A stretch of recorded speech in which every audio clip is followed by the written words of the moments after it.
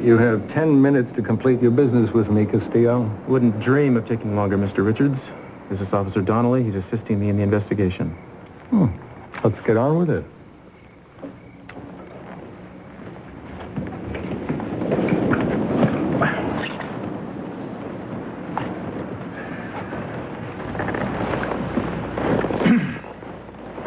Mr. Richards, you stated that you employed Rick Castillo to run errands and, quote, check things out.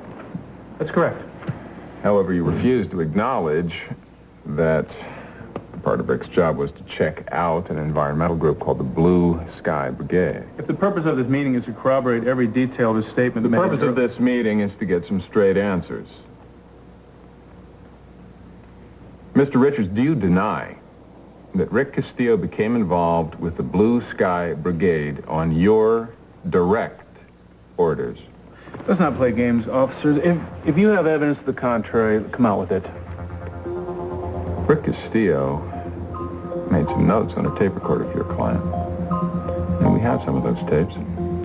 The job may have included such activities.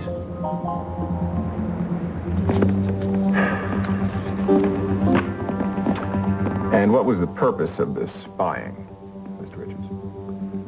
Well, as Mr. Richards explained to Rick, he has many irons in the fire business-wise, and he's always on the lookout to buy a new company or property. And it's only prudent to ascertain in advance if an environmental group is going to be a problem with a particular piece of property or a company. And once forewarned, he just pulls out the negotiations and the problem disappears. It's a common practice. Except in this case, the messenger disappeared, didn't he? Why did you lie, Mr. Richards, about what Rick was really doing for you?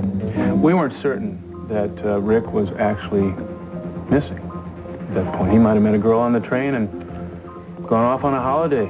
Young men do these kinds of things. But once we blew his cover, he would no longer be of use to us as a spy.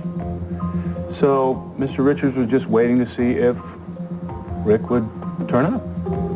Now that he hasn't, of course, we want to cooperate with the investigation. Do you have any idea where Rick is now? None, but we're very concerned. And when was the last time, Mr. Richards, you actually saw Rick Castillo? It was the day before he left for the conference. He stopped by to pick up some cash.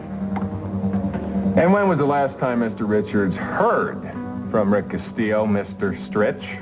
Well, Rick called us before he got on the train and said that he'd get in touch the next day. We never heard from him again, so there are no further questions, officer. No, nothing at the moment, but I think you should know that your client is a suspect in the disappearance of Rick Castillo. Are you people prepared to charge my client with a crime? You will be the first people to know when we do. Then you'll excuse us. We have other important business to tend to. Oh, absolutely. Oh, but Mr. Stritch, while I'm thinking about it, please do inform your client that he is not to leave town without notifying the police. Inspector Castillo, you've been having a real field day for yourself, haven't you? Using your poor brother as an excuse to flex your muscles. Well, everybody knows that you're in your father-in-law's hip pocket. And everybody knows that Cece would love to bury me. So you go back and you tell him that he will never get that chance. Not now. Not ever. And, Inspector, back off. That's a warning.